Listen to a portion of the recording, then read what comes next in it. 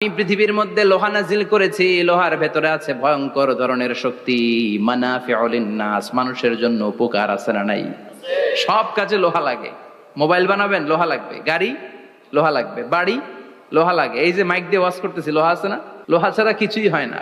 এই পাহাড়ের এত শক্তি যে পৃথিবীর এই থারথার করে কাঁপুনিকে বন্ধ করে দিয়েছে। হালমিন খালকিকা আসাদ্দা মিনাল জিবাল, ইয়া রব, আপনার সৃষ্টিকুলের মধ্যে পাহাড়ের চেয়ে শক্তিশালী কি কিছু আছে? আল্লাহ বললেন নাম আছে। কি সেটা?